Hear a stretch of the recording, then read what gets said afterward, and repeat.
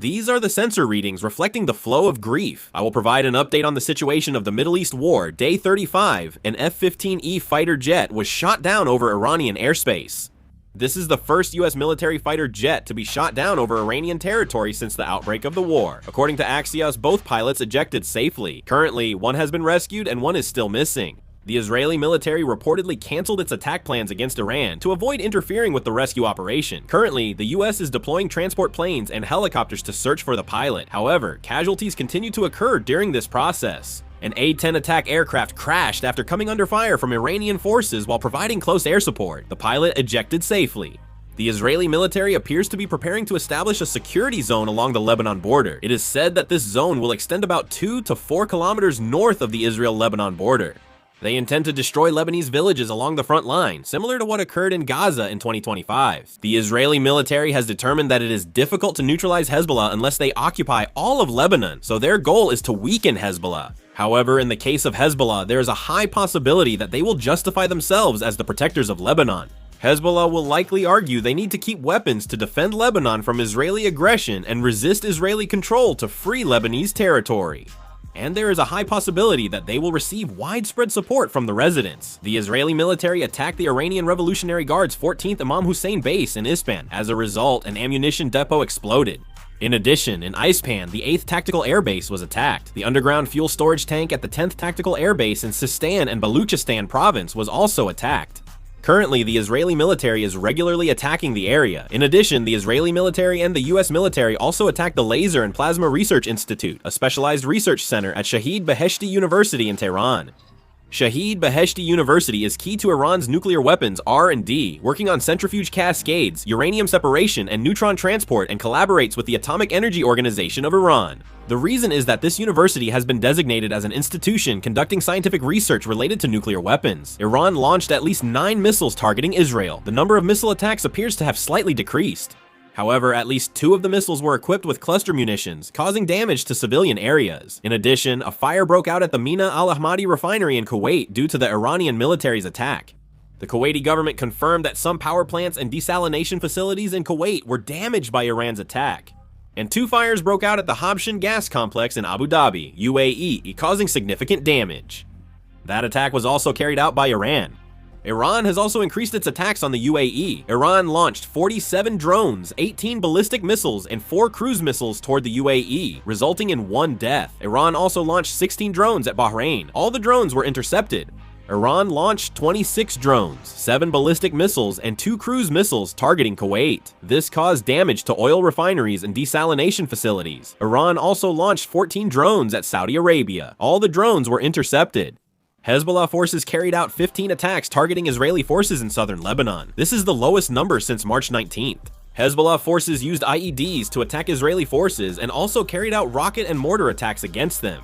In response, Hezbollah forces carried out 29 attacks in northern Israel, targeting Israeli forces. However, many projectiles also landed in civilian areas. The Israeli forces have also continued to respond by attacking Hezbollah forces, stating that they have struck more than 3,500 targets since the operation began on March 2. In southeastern Lebanon, the Israeli 36th Armored Division killed more than 40 Hezbollah fighters and carried out 75 attacks on Hezbollah infrastructure.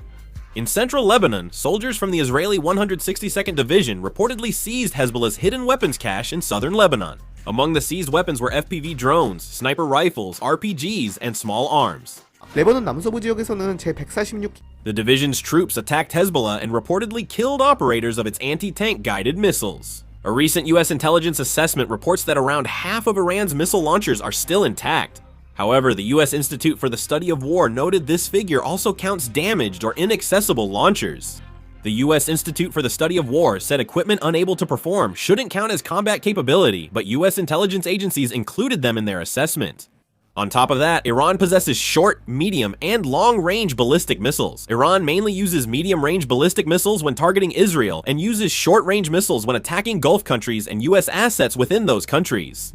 However, the claim that 50% are still operational has clear limitations because it does not properly distinguish between the two types. According to the analysis by the US Institute for the Study of War, it was assessed that a significant number of Iran's missile launchers appear to have been neutralized. The Israeli and US militaries said they struck several tunnel entrances and at least 5 underground missile sites to stop Iran from reaching underground launchers.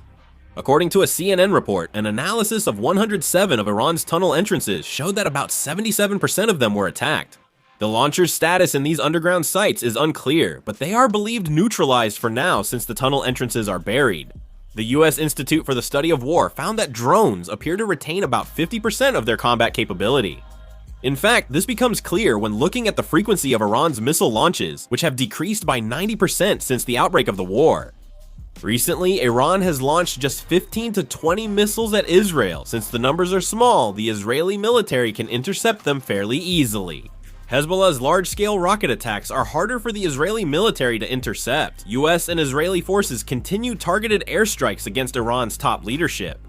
The reason for doing this is to create widespread fear among the Iranian military, making their survival their top priority and thereby hindering their ability to carry out their missions. In fact, US Secretary of War Pete Hegseth assessed that the morale of the Iranian military has declined and that there are even widespread desertions, a shortage of key personnel, and dissatisfaction among the high-ranking leadership. The Israeli military also announced that Iran's ballistic missile units, out of fear from Israel's continued attacks, refused to move to their launch sites. The Iranian military is struggling to recruit and keep troops, as some reservists reportedly still skip training camps and assembly points. On April 3rd, Islamic Revolutionary Guard Corps Colonel Mohammad Hossein Sufi died in Loristan province.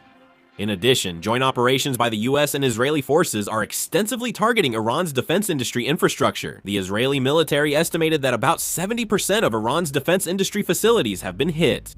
They are continuously attacking defense industry facilities in an attempt to weaken Iran's ability to rebuild its missile capabilities.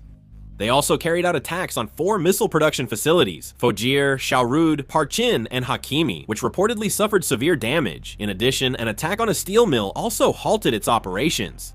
Currently, attacks by the Israeli military and the US military are gradually shifting towards central and eastern Iran. In the early stages of the operation, the focus was on western Iran, but now the attacks are being carried out extensively even in the eastern regions. Iran said it will not accept the US ceasefire request and has informed it will not hold talks with US officials in Islamabad at future meetings. Pakistan mediated indirect talks, but these have also ended up in a deadlock. That concludes the update on the situation for day 35. Thank you. Ja.